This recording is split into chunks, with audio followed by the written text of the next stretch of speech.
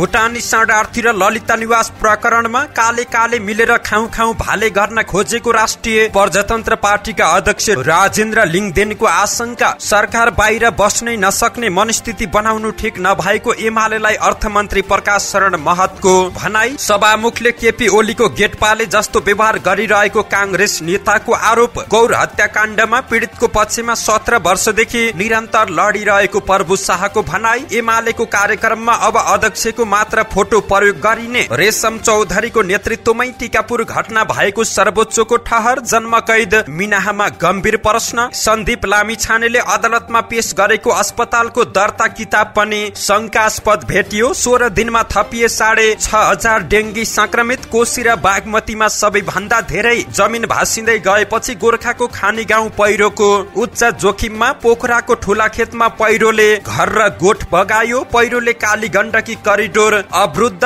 कञ्चनपुरमा safety ट्याङ्कीमा फसेर हात्तीको मृत्यु। मकवानपुरमा आफैले संवेदनशील अंग काटेपछि युवक घाइते। घरको छतबाट खसेर एक महिलाको मृत्यु। जनकपुर ढल्केबर सडक खण्डमा युवकको शव भेटियो। दाङमा विषालु च्याउ खाएर बिरामी परेकी बालिकाको ज्यान गयो। गणेश देव पाण्डेको फिल्म जुलेबी 16 वर्ष मुनिका दर्शकले हेर्न नपाउने। सुनको भाउ आज 800 रुपियाँले घट्यो। आन्ध्र महासागरको मध्य भागमा डुङ्गा दुर्घटना। 63 भन्दा बढीको मृत्यु भएको आशंका। दर्शक महानुभाव नमस्कार। नेपाल पोस्टको बुलेटिन न्यूजमा यहाँलाई हार्दिक स्वागत छ। म गोविन्द चापागाई। आज साउन 32 गते बिहिबार। विशेष गरी देश तथा विदेशमा घटेका घटना, राजनीतिक खबर, विभिन्न नेताहरूको भनाई, स्वास्थ्य सम्बन्धी जानकारी, पछिल्लो क्रममा परिरहेको अविरल वर्षाले पारेको असर, बाढी पहिरो अपडेट लगायत आज दिनभरि कहाँ के भयो, के हुँदैछ त सम्पूर्ण जानकारीहरू लिएर यहाँ सामु उपस्थित भएका छौं। दर्शक महानुभाव सकेसम्म दिनैभरिका अपडेटलाई समेट्ने कोसिस गर्नेछौं। समाचार समय अवधिसम्म हामी सँगै रहनुहोला। समाचार सुरु गरौं। भुटानी शरणार्थी र ललिता निवास प्रकरणमा काले मिलेर खाउ भाले गर्न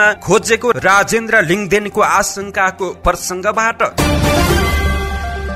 राष्ट्रिय प्रजातन्त्र पार्टी राप्रपाका अध्यक्ष राजेन्द्र लिङदेनले ठूला दलहरूबीच नक्कली भुटानी शरणार्थी र ललिता निवास जग्गा प्रकरणमा काले मिलेर खाउ भाले गर्न खोजिरहेको टिप्पणी गरेका छन्। अनुसन्धानलाई नियमित बनाएर संलग्न दोषीलाई कारबाही गर्नुको सट्टा मुख्य प्रहरी अधिकृतहरूलाई सरुवा गर्न लागिएको आशंका व्यक्त गरेका छन्। नक्कली भुटानी शरणार्थी र ललिता निवास जग्गा प्रकरणमा दोस्रो चरणको अनुसन्धान प्रारम्भ हुन लागेको भनिएकै बेला काले मिलेर खाउ भाले भन्ने टुङ्गो लाग्यो अरे उनले प्रश्न गर्दै फेसबुकमा लेखेका छन्। अब नियमित जस्तो बनाएर अनुसन्धानमा संलग्न मुख्य प्रहरी अधिकृतहरूलाई सरुवा गर्ने र हस हजुरलाई ल्याएर बाँकी काम फासफुस पार्ने टुङ्गो लाग्यो रे। अनुसन्धानमा संलग्न मुख्य प्रहरी अधिकृतहरूलाई सरुवा गरेर आफू निकटका व्यक्तिहरूलाई ल्याएर व्यक्ति फासफुस गर्न खोजिएको उनको आरोप रहेको छ। उनले भनेका छन् यो सत्य हो। होस गरेस हामी जागा रहेका छौं। अब कुनै आवरणमा पनि भ्रष्टाचार र भ्रष्टाचारीले छुट पाउनु हुँदैन उनको भनाई रहेको छ। नेपाली कांग्रेसका नेता एवं अर्थमन्त्री प्रकाश शरण महतले नेकपा एमाले सदनलाई बन्धक बनाएकोमा आपत्ति जनाएका छन्। जनकपुर धाममा नेपाल प्रेस युनियनद्वारा आयोजित पत्रकार सम्मेलनमा उनले भने सदन छलफल र बहस गरेर समस्या समाधान गर्ने थलो हो। धेरै ऐनहरू बनाउनु छ। संघीय कानून नबनेर समस्या भइरहेको छ। तर एमाले सदनमा छलफल नै हुन दिएको छैन। एमाले राजीनामा मागेको छ नि भन्ने जिज्ञासामा उनले भने सरकार बन्ने बनाउने कुरा संसदको सर्वाधिकारको कुरा रहेको। सरकार बाहिर बस्नै नसक्ने मनस्थितिमा पुग्नु पनि ठिक होइन। जनताले म्यान्डेट अनुसार सरकार चल्न दिनुपर्छ। कांग्रेस प्रतिपक्षमा रहँदा कहिल्यै बहाना बनाएर सदन अवरुद्ध नगरेको दावी गर्दै मन्त्री महतले सदनमै छलफल र बहस गरेर कुनै पनि समस्या समाधान गर्न सकिने कुरामा विश्वास गर्नुपर्ने तर्क दिएका छन्। नेपाली कांग्रेसका नेता प्रकाश रसाइलीले प्रमुख प्रतिपक्षी दल नेकपा एमाले गैर जिम्मेवार भएकाले संसद चल्न नसकेको आरोप लगाएका छन्। पहिलो कुरा कांग्रेसका कारण संसद नचलेको होइन, विपक्षी दल नै गैर जिम्मेवार भएकाले नचलेको हो। विपक्षी दलको रूपमा उसको भूमिका हेर्दा निकै अलोकतान्त्रिक रहेको छ। सरकारको नेतृत्वमा भएका बेला संसद भंग गर्ने, विपक्षीमा हुँदा चल्नै नदिने खालको रहेको छ। अब त संसदमा रहेका सबैले केपी ओलीको हातमा ठूलो ताला किनेर दिए हुन्छ। प्रतिपक्षी दलका नेता केपी शर्मा ओलीले आफू बाँचुन्जेल सरकार प्रमुख बन्न नसक्ने भएकाले त्यसको कुण्ठा संसद अवरोध गरेर पोखेको आरोप पनि रसाइलीको रहेको छ। आम जनता पार्टी आजपाका अध्यक्ष प्रभु शाहले गौर हत्याकाण्डले रौतहटको छविलाई बिगारेको दावी गरेका छन्। उनले गौर हत्याकाण्डको छानबिनका लागि आफू 17 वर्षदेखि निरन्तर लागिरहेको पनि दावी गरेका छन्। गौर हत्याकाण्डमा पीडितको पक्षमा म रहेको छु। गौर हत्याकाण्डले रौतहटको छविलाई बिगारेको छ, धुमिल बनाएको छ, त्यसलाई सफा गर्नुपर्छ भन्ने पक्षमा म रहेको छु। रौतहटको जनताले मलाई पुरै साथ दिइरहेका छन्। हत्याराहरू आतंकित रहेका छन् उनको भनाई रहेको छ। पीडितहरू र राज्यको बीचमा अपराधीलाई कारबाही गर्छौं, न्याय दिन्छौं भनेर प्रतिबद्धता व्यक्त गरेको र राज्यले त्यो पूरा गर्नुपर्ने पनि उनको भनाई रहेको छ। नेकपा एमालेको सार्वजनिक कार्यक्रममा पार्टी अध्यक्ष केपी शर्मा ओली बाहेक अरू नेताको फोटो प्रयोग नगरिने भएको छ। पार्टी जनसंगठनले आयोजना गर्ने सार्वजनिक कार्यक्रममा अध्यक्ष बाहेक अरू फोटो प्रयोग नगर्ने निर्णय गरिएको एमाले उपमहासचिव विष्णु रिमालले सामाजिक सञ्जाल मार्फत जानकारी दिएका छन्। रिमालका अनुसार कार्यक्रमको गरिमा र मर्यादालाई बढाउन सार्वजनिक कार्यक्रममा पार्टी अध्यक्ष बाहेक अरू फोटो प्रयोग नगर्ने निर्णय भएको छ। आसन ग्रहणको उद्घोष गरिरहने परम्परा अन्त्य गर्ने, ब्याज माला र खाताको आवश्यक प्रयोग नगर्ने र कार्यक्रमलाई भड्किलो नबनाउने नीति एमालेको रहेको छ। एमाले अध्यक्ष ओलीले पनि आसन ग्रहण लगायत विषयमा निर्णय गरिएको बुधबार सामाजिक सञ्जाल मार्फत जानकारी गराएका थिए।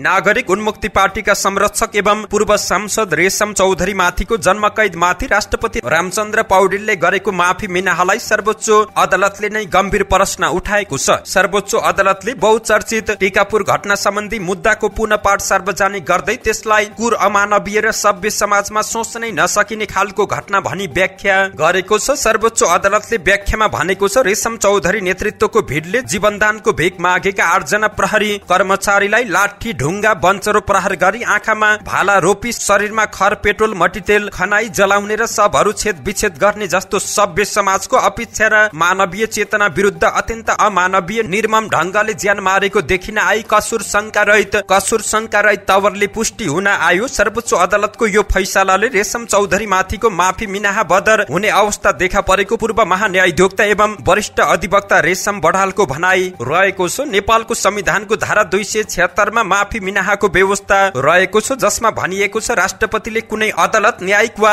अर्धन्यायिक निकाय वा प्रशासकीय पदाधिकारी वा निकायले गरेको सजायलाई कानून बमोजिम माफी परिवर्तन वा कम गर्न सक्नेछन्। संविधानले कानून अनुसार नै माफी गरिएको विषय औलाएको छ। त्यसका लागि मुलुकी फौजदारी कार्यविधि संहिता ऐन 2074 को दफा 159 मा सजाय माफी दिन सकिने व्यवस्था रहेको छ, जस अनुसार अदालतको फैसला बमोजिम तोकिएको सजाय पाएको व्यक्तिले सो सजाय माफी पाउन त्यसलाई मुलतवी राख्न, परिवर्तन गर्न वा कम गर्न गृह मन्त्रालय मार्फत राष्ट्रपति समक्ष निवेदन दिन सक्नेछन्। यिनमा माफी मिनाहा चाहने व्यक्तिले अदालतको फैसलाको प्रतिलिपि संलग्न गर्नुपर्ने व्यवस्था रहेको थियो। तर सर्वोच्च अदालतबाट फैसलाको पूर्ण पाठ नआउँदै रेशम चौधरीको माफी मिनाहाको फाइल गत वैशाखमै अघि बढेर टुङ्गिएको थियो। त्यही ऐनमा कुर अमानवीय तरिकाले वा निमन्त्रणामा लिई ज्यान मारेको व्यक्तिले माफी मिनाहा पाउने छैन भन्ने व्यवस्था रहेको छ। कानूनमा भएको व्यवस्था र सर्वोच्च अदालतले बुधबार सार्वजनिक गरेको फैसलाको पूर्ण पाठले रेशम चौधरीले जन्मकैदको सजाय पुरै कार्यान्वयन गर्नुपर्ने परिस्थिति बनेको बढालको भनाई रहेको छ।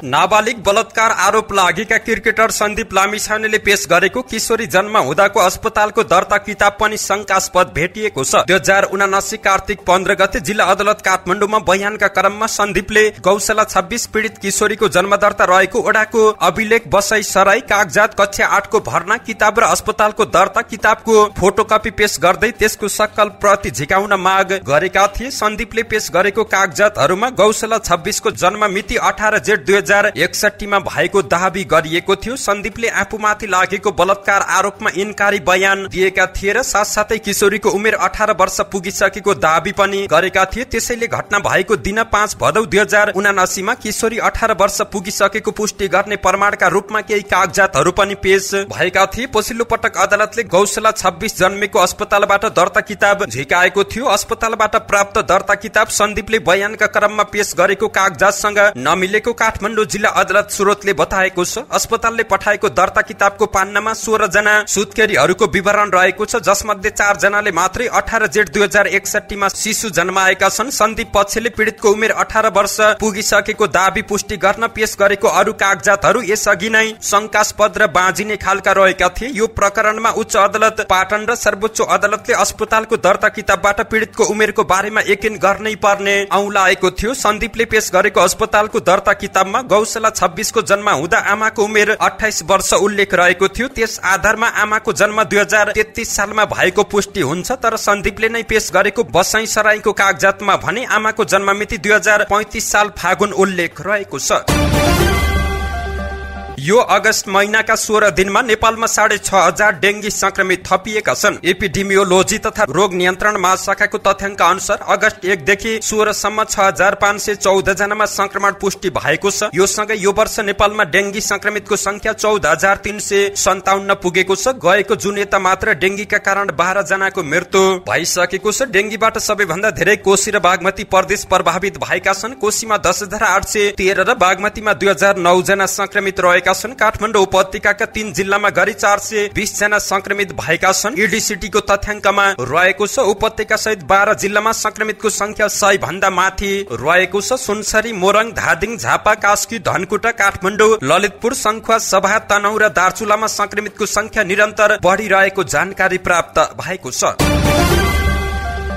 उत्तरी गोर्खाको धार्चे गाउँपालिका 7 खानी गाउँ पहिरोको उच्च जोखिममा परेको छ। पहिरोको कारण बस्ती भएको जमिन चिराचिरा परेको छ। यहाँ 32 घर पहिरोको उच्च जोखिममा परेको जानकारी प्राप्त भएको छ। गाउँपालिकाकी उपाध्यक्ष सुनिला गुरुङका अनुसार बस्ती माथिको जमिन चिराचिरा परेको छ। जमिन खाल्डो पर्दै गएपछि बस्ती जोखिममा परेको उनको भनाई रहेको छ। विक्रमसम्म 2072 साल वैशाखमा गएको भूकम्पले खानी गाउँको जमिनमा चिरा पर्न थालेको उपाध्यक्ष गुरुङले जानकारी दिएकी हुन्। केही दिन अघि परेको वर्षाले झन जोखिमपूर्ण बनेको छ। वर्षाले जमिन भाँसिँदै गएपछि प्राय जसो घरको भित्री भागमा चिरा परेको छ। घरको जग समेत तल तल सर्दै गएको छ। घर भित्र एक भित्तासम्म चिरा परेपछि स्थानीय बास बस्नै डराउने गरेको उनले जानकारी दिएकी छिन्। पहिरोको जोखिम बढेपछि बास बस्न खतरा रहेको छ। घरभित्र पसी अत्यास लाग्ने अवस्था रहेको छ। केही परिवार विद्यालयमा बास बस्न लागेका छन्। बस्ती खाली गरेर अन्यत्र सर्न गाउँपालिकाले स्थानीयवासीलाई आग्रह गरेको छ। पहिरोले खाने गाउँका 32 परिवारका 105 जना प्रभावित भएका छन्।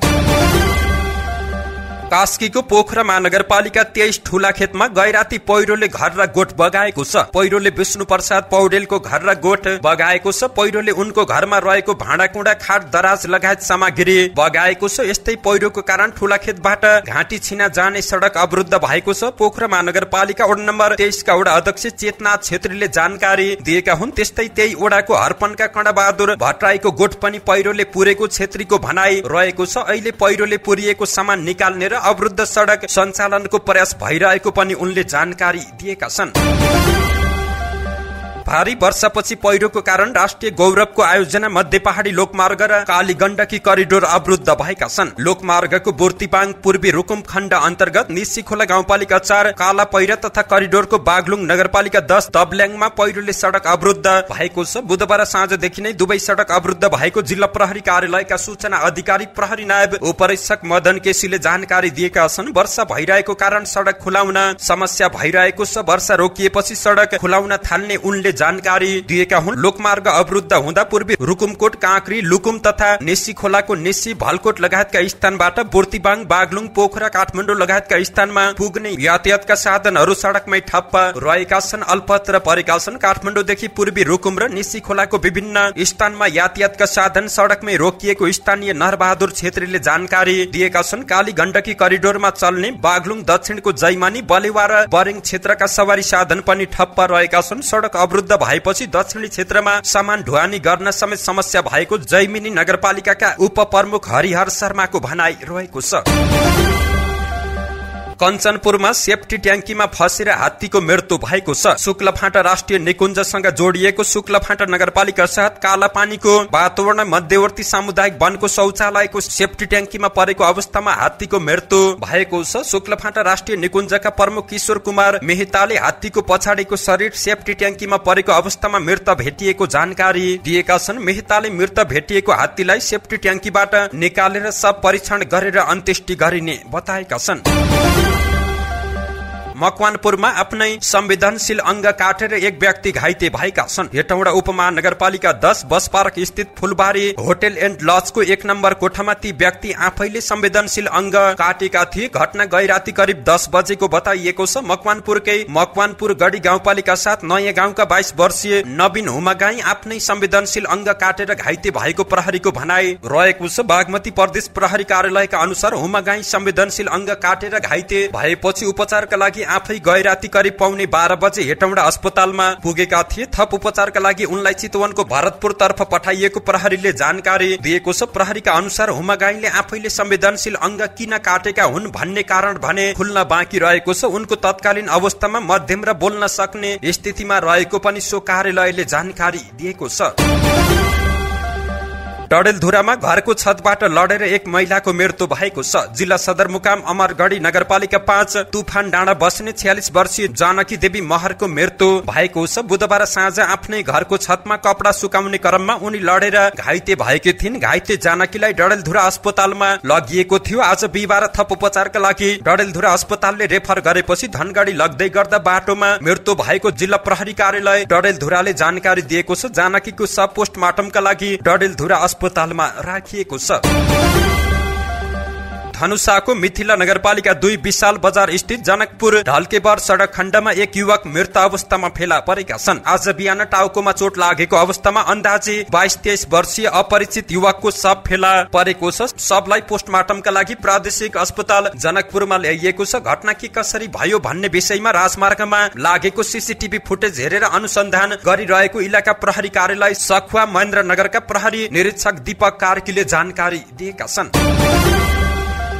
डाङमा विषालु च्याउ खाएर बिरामी परेकी एक बालिकाको ज्यान गएको छ। बंगलाचुली गाउँपालिका 4 की 11 वर्षीय अस्मिता सुनारको ज्यान गएको छ। जंगलबाट ल्याएको च्याउ खाएर बिरामी परेकी उनको उपचारको क्रममा बुटोलमा ज्यान गएको हो। अस्मितालाई राप्ती स्वास्थ्य विज्ञान प्रतिष्ठान घोराईमा उपचारपछि मंगलबार बेलुकी थप उपचारको लागि बुटोल लगिएको थियो। यस्तै च्याउ खाएर बिरामी परेकी उनकी आमा 27 वर्षीय ईश्वरी सुनारको पनि अवस्था गम्भीर रहेको प्रहरीले जानकारी दिएको छ। उनको राप्ती स्वास्थ्य विज्ञान प्रतिष्ठान घोराईमा आईसीयूमा राखेर उपचार भइरहेको छ। उनका श्रीमान अजय सुनारको पनि प्रतिष्ठानमै उपचार भइरहेको छ। मंगलबार जंगलमा भेटिएको च्याउ पकाएर खाँदा बंगलाचुली गाउँपालिका 4 मा एकै घरका 3 जना बिरामी परेका थिए।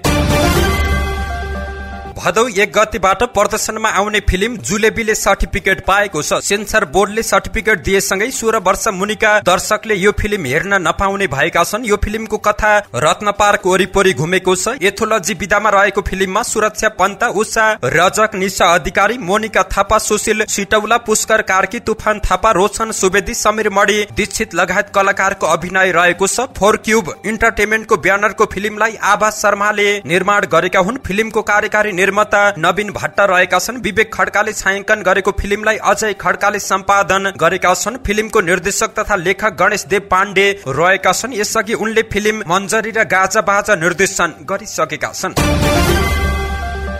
सुनको भाव आज तोलामा 800 रुपियाँले घटेको छ। आज सुन तोलाको 1,10,400 रुपियाँमा कारोबार भइरहेको नेपाल सुन चाँदी व्यवसायी महासंघले जानकारी दिएको छ। यस्तै चाँदीको भाव पनि घटेको छ। चाँदी तोलामा 5 रुपियाँले घटेर 1,370 रुपियाँमा कारोबार भइरहेको महासंघको भनाइ रहेको छ।